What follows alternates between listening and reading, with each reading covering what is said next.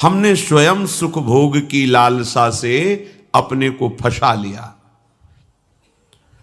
अब वास्तविक सुख क्या है, चरम सुख क्या है, हमारी आंतरिक मांग क्या है, ये हम नहीं जान पा रहे। बस सामने दृश्य को देखा और टूट पड़े, सुख भोग लेंगे, हम सुखी हो जाएंगे। ये भ्रम है। तुम किसी प्रकृति जनित रचना से कभी सुखी नहीं हो सकते, क्योंकि तुम परमात्मा अंश हो, तुम अपने अंशी की खोज कर रहे हो।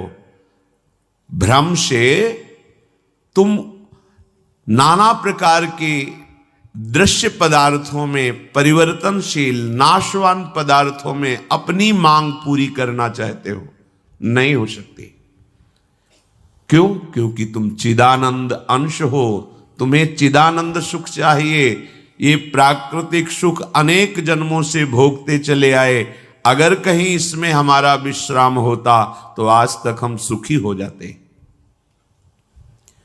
भगवत कृपा से संत समागम प्राप्त होता है, पर कैसी मलिनता बुद्धि की है कि संत समागम में जाकर के हम यही जानना चाहते हैं कि वो उपाय बताओ जिससे हमें मांगे हुए भोग प्राप्त हों। भोग भोगने वाला शरीर जो निश्चित नष्ट हो जाएगा, वो नष्ट ना होने पावे। संसार में माना हुआ सुख हमें भरपूर प्राप्त हो। भ्रम मत रखना। अगर संतों की इसमें आस्था होती तो संत काहे को ही बनते। जिनमें उनकी आस्था नहीं है वो तुम्हें कैसे दे सकते हैं। एक अंधा कुएं में गिरने जा रहा हो तो कोई नेत्र वाला उसको कैसे ढकेल सकता है, कैसे जाने दे सकता है। ऐसे ही हम ज्ञान नेत्रों से अंधे हैं, इसलिए हम इस भवकूप में नाना प्रकार के सुख की लालसा से कूदने जा रहे हैं या कूद चुके हैं। संतों का समागम बचाने के लिए होता है, फंसाने के लिए नहीं होता। लोग पूछते हैं कि संतों का क्या चमत्कार है, दिखाओ अपना चमत्कार। संतों का वास्तविक जो भगवत प्रेमी महात्मा है, उनका स्वाभाविक चमत्कार प्रकट होता है। उनके दर्शन से, उनके संभाषण से, उनके सानिध्य से विकारों का नाश और भगवत चरणारविंद की प्रीति, विषयी मन का निर्मल हो जाना, भोगों की तरफ आकर्षित चित्त वृत्ति का भगवदाकार हो जाना, ये संतों का चमत्कार है। तुम्हारा कोई रोग ठीक हो जाए, कोई भोग मिल जाए, कोई परिस्थिति सुधर जाए, इसे संतों का चमत्कार मत समझना। ये प्रारब्ध भोग सुख और दुख, पुण्य और पाप से प्रकट होते हैं, इसमें किसी का प्रभाव काम नहीं करेगा। अगर ऐसा होता तो संतों के शरीर में कभी कष्ट ही ना होता। भ्रम में मत फंसो, भ्रम में मत फंसो कि कोई संत तुम्हारे शरीर को अजर अमर बना देगा, तुम्हें भोगों की बाहुल्यता मिल जाएगी। व्यर्थ में भाग दौड़ बंद करो।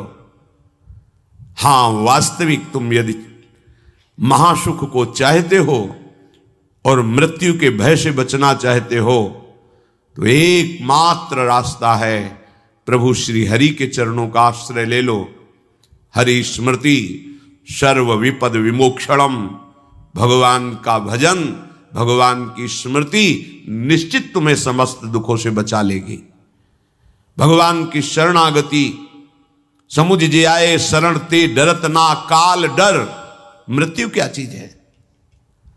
पर प्रभु के नाम जपने में रुचि नहीं, प्रभु की चरण दासता में भावना नहीं, तो तुम सोचते हो कुछ चंद रुपए और कुछ फल पुष्प आदि दे करके हम रोग रहित तो हो जाएं, शोक रहित तो हो जाएं। भूल मत करना। अगर शोक रहित होना है, रोग रहित होना है, तो एकमात्र उपाय है कृष्णाय वासुदेवाय हरे परमात्मने प्रणत क्लेश नाशाय गोविंदाय नमो नमः। गोविंद को नमस्कार करो और जिह्वा से पुकारो कृष्ण कृष्ण गोविंद गोविंद, राधा राधा राधा। निश्चित जन्म जन्म के अशुभ नष्ट हो जाएंगे, आप स्वयं परम सुखी हो जाएंगे, शरीर राग नष्ट हो जाएगा, ऐसा अद्भुत सुख मिलेगा, कृतकृत्य हो जाओगे। पर अब इस मार्ग में चलने के लिए जब कदम रखोगे तो असत वृत्तियों का त्याग करना होगा। यहीं सब फेल हो जाते हैं। वो ऐसा शॉर्टकट ढूंढते हैं कि कुछ हम कमाए हुए पापाचरण से चंद रुपए आपको दे दें, आप हमें संभाल लेना, भूल मत करना। कभी ऐसा नहीं हो सकता। नाली के पानी से हाथ धोने से कभी हाथ पवित्र और निर्मल नहीं होते।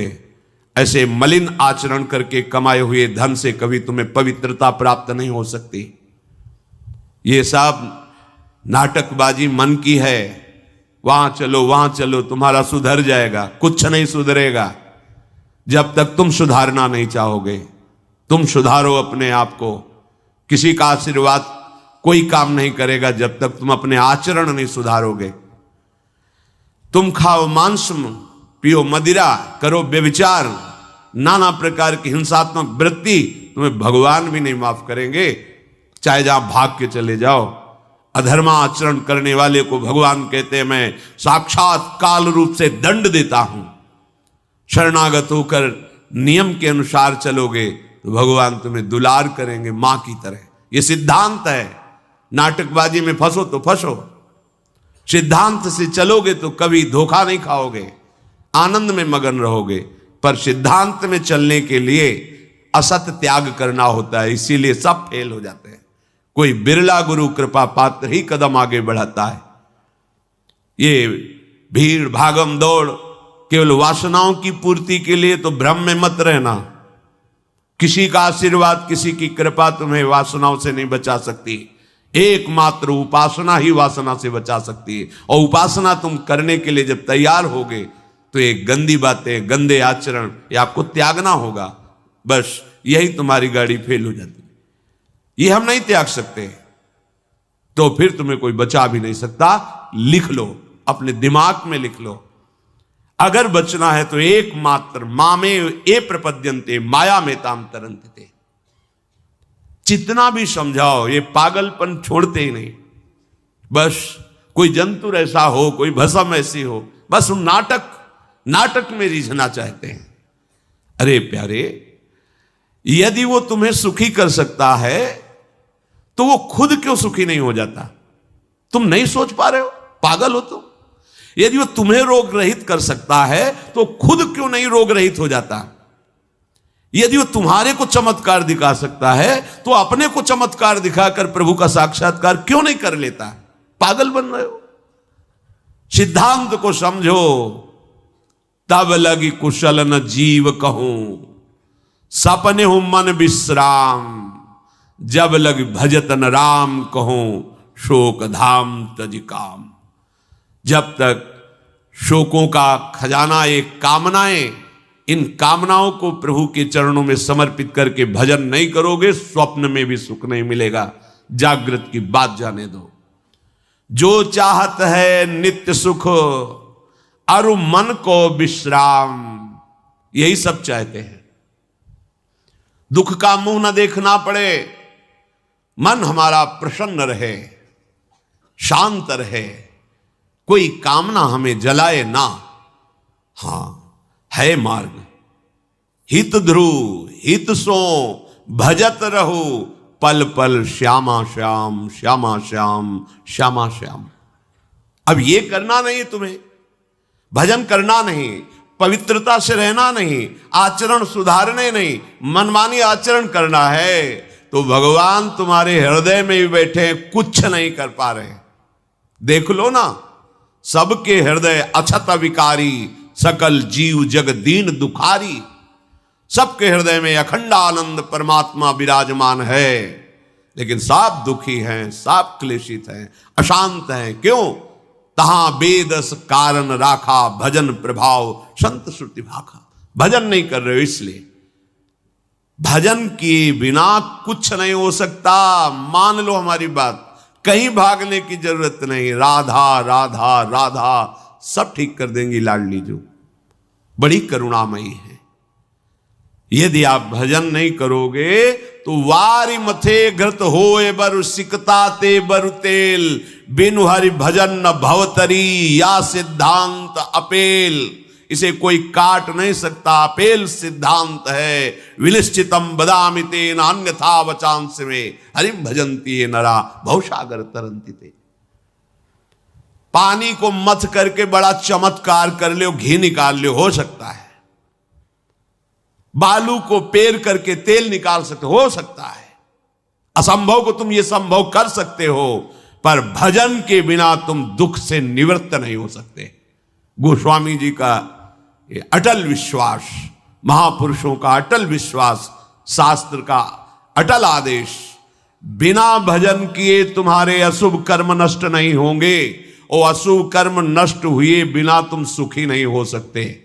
सिद्धांत से चलोगे तो सुखी हो जाओगे, नहीं भटकते घूमोगे, पूरा जीवन नास्तिकता और अश्रद्धा में उतर जाएगा। सिद्धांत से चलोगे तो कृतकृत्यता का अनुभव होने लगेगा, और नाच नाच कर कहोगे वाह, संत समागम का क्या फल होता है, ये मैं पा गया, पायो जी पायो मैंने, राम रतन धन पायो। मारा घूम रहा है जीव, कोई औषधि मिल जाए, कोई भस्म मिल जाए, कोई जंतुर बांध दे, कोई आशीर्वाद दे दे, अरे पागल हो। तुम्हारे कर्म ही तुम्हें दंड देंगे, तुम्हारे कर्म ही तुम्हें सुखी करेंगे। हां, हम कैसे अपने कर्मों को सुधारें, यह है संत समागम। आप अपने द्वारा अपना उद्धार कीजिए, कोई तुम्हारा उद्धार नहीं कर सकता। उद्धार की युक्तियां, उद्धार का मार्ग, उद्धार के सिद्धांत और सहयोग ये संतों से प्राप्त होता है। आशीर्वाद से उद्धार नहीं होता, आशीर्वाद से सुख दुख की निवृत्ति नहीं होती, वो ज्ञान से होती है। उसके लिए आपको भजन करना पड़ेगा, सत्य आचरण में चलना होगा, दुख को सहना होगा, सुख को दबाना होगा, उसमें अभिमान करके फूलना नहीं होगा, तब आप उस महासुख में पहुंचोगे जिसे चरम अवस्था का सुख कहते हैं।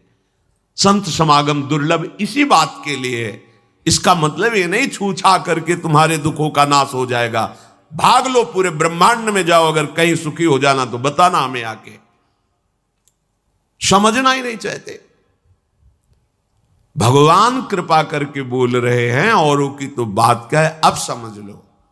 श्री भगवान कह रहे हैं, इदम तुते गृहतमं प्रवक्ष्याम्यनसूयवे, ज्ञानम विज्ञान सहितम यज्ञात्वा मोक्ष से अशुभात्।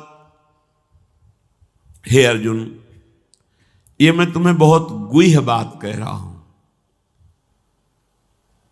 क्या होता है जब हृदय की बात कुछ कहने को आती है तो बार बार कहा जाता है कि आप अन्यथा मत सोचना, सत्य सत्य सत्य कह रहा हूं, ये बात तुम केवल समझ लीजिए। मतलब वो विवश होकर अपने हृदय की बात तुम्हें दे रहे हैं, जो छुपाए रखे जीवन भर वो तुम्हें दे रहे हैं, पर अनाधिकारी होने के कारण वो बात पकड़ नहीं पाते। संतों की बात में ही तुम्हारा कल्याण छुपा हुआ है। उनकी बात मान लो, फिर आप देख लो कैसे आपकी अध्यात्म उन्नति होती है। आप जो भी करेंगे वो अहम की धरा से होगा। अहम की धरा लोक लोकांतर तक ले जा सकती, लेकिन जीवन मुक्त नहीं कर सकती।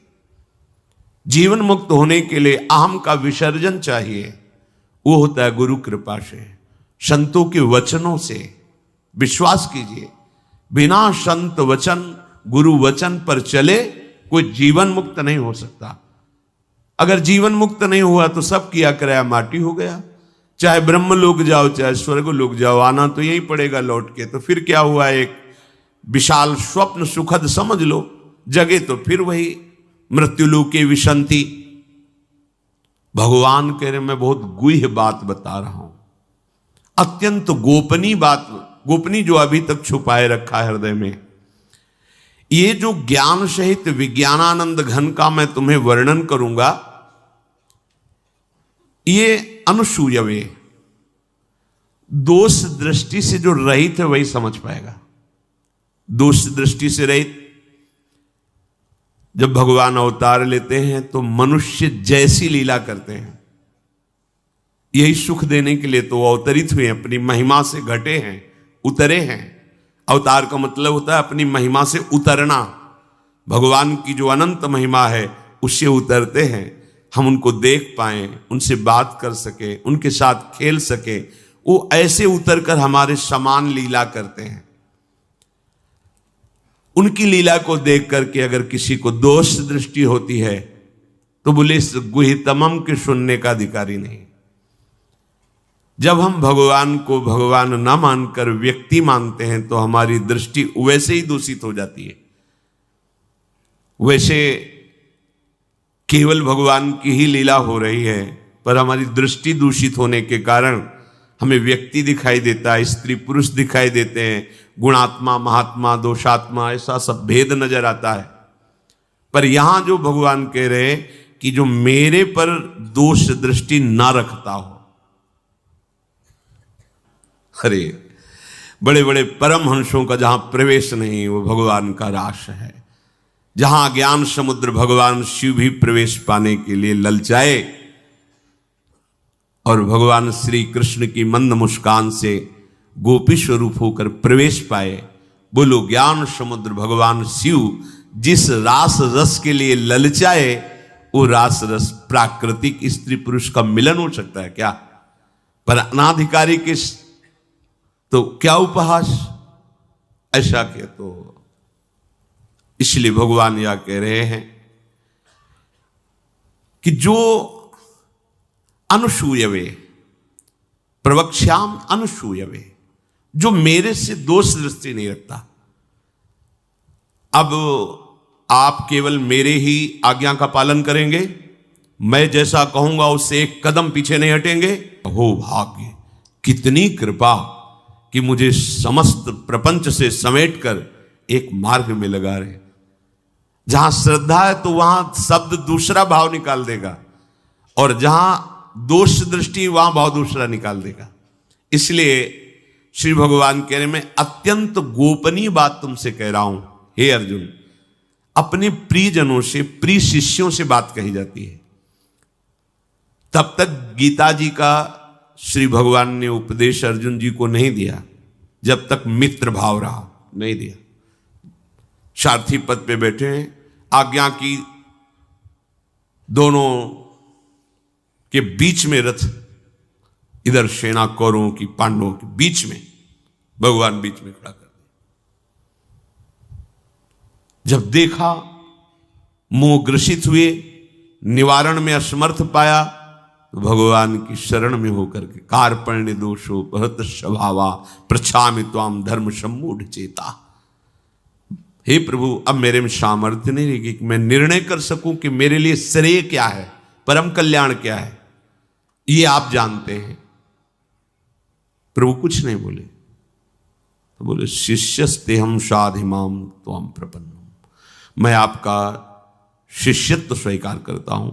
हे जगत गुरु श्री कृष्ण उतरे साष्टांग दंडवत हुए और कहा मैं आपका शिष्य हूं, और ऐसा शिष्य हूं जो पूरा समर्पण किए, प्रपन्नम, मन वचन कर्म से आपको समर्पित हूं।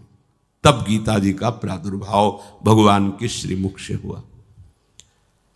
जो प्रिय जन होते हैं, समर्पित जन होते हैं, उनको हृदय की बात बताई जाती है, क्योंकि वो उसमें दोष दृष्टि नहीं करेंगे। अगर प्रियता और समर्पण नहीं है, देखो ना, कह रहे मेरे को प्रणाम करो, मेरे को ही पूजा दो, मेरी आज्ञा में रहो, मेरे मन वाले बनो। हे अर्जुन, तुम उस परमात्मा को ऐसा समझो कि उस सारे जगत को जैसे बर्फ में जल ही जल है ऐसे व्याप्त करके विराजमान उस परमात्मा को, उसी के आगे ये बोल रहे हैं। देखो अब हम गुह्यतम बात कर रहे हैं, उस परमात्मा को नहीं, मुझ श्री कृष्ण को। मेरे में मन लगा, मेरे को प्रणाम कर, मेरे को नमस्कार। ये महापुरुष जन रास्ता देते हैं। अब तुम्हारी कहां श्रद्धा टिकती, वो ये देखते हैं तुम्हारे लिए कोई आश्रय है, अभी तुम्हारी खोज अभी पूर्ण हुई कि अभी खोज बकाया है। खोज हो तो खोज लो, नहीं तो वहीं पकड़ के बैठ जाए कि अब बने तो रघुवर ते बने, बिगड़े तो भरपूर। अब बनेगी तो आपसे बनेगी, बिगड़ेगी तो आपसे बिगड़ेगी। अब हमारा कोई आश्रय नहीं। ये अत्यंत गोपनीय बात हर एक के सामने नहीं कही जा सकती, क्योंकि इसमें भगवान अपनी खुद बात महिमा का वर्णन कर रहे हैं। अब जैसे कोई बहुत हार थक के अब क्या करें, तो अब मान लो बात हमारी आंखों के सामने रहो, जो जूठन मिले खाओ, जैसा कहें वैसे करो। अगर अध्यात्म की भूमिका न जागृत हो जाए तो कहना। गुरुजनों की बात किसी से प्रमाणित करने की आवश्यकता नहीं होती। आपको गुरुजी ने क्या कहा, क्यों, आप कौन हो, हमारे बाबा गुरु हो क्या कि हम आपको बताएं? हमारी और हमारे गुरुजी की बात हो गई, तुमको क्यों बताएं क्या गुरुजी ने कहा? तुम हमारे निर्णायक हो क्या? चलो दोबारा नहीं मिलेगा। पर बैठाल के वो आज प्रवचन में ये कह रहे थे, समझो। अब वो जो समझाएगा वो तुम समझ जाओगे, जो गुरु समझा रहे थे वो समझ में नहीं आएगा। इसलिए भगवान करें अत्यंत गोपनीय बात है। जब तक हमारा ये मन समाधान नहीं पाता तब तक भटकना पड़ता है। कहीं एक जगह पकड़ लो, ये जो अनेक जगह भटकना है बंद करो, एक जगह पकड़ लो, एक विश्वास रख लो, एक नाम जो गुरु ने दिया, एक मंत्र दिया है, अविद्या का नाश हो जाएगा, माया परास्त हो जाएगी। पर समझ नहीं पा, दुकानें लगी हुई हैं, 4-6 दुकान घूम लेते हैं, चलो घूम लो, पर कहीं एक दुकान तो बांध लो कि हमें सारा माल यहीं से लेना है, तो तुम्हें छूट मिलने लगेगी। एक व्यवहार, हजारों की लाइन लगी, लेकिन आने दो, ये पर्सनल ग्राहक है, आने दो। ऐसे ही मेरे ईश्वर की दुकान में है सबका जीवन खाता। परिचय तो बना लो भगवान से, निहाल हो जाओगे। भटकना, हम जब ये बातें सुनते हैं ना तब लगता है कितनी हंसी की बात। जितनी देर तुम अमुक जगह जाकर के झाड़ फूक करवा कर उतनी देर राधा राधा जपो, बिल्कुल ठीक हो जाएगा, सब ठीक हो जाएगा। क्योंकि कोई भी जो हमें क्लेश देने के लिए आया है, कर्म है हमारा। जब भूत हो, प्रेत हो, चांडाल हो, रोग हो, दुख हो, विपत्ति हो, ये सब हमारा कर्म है।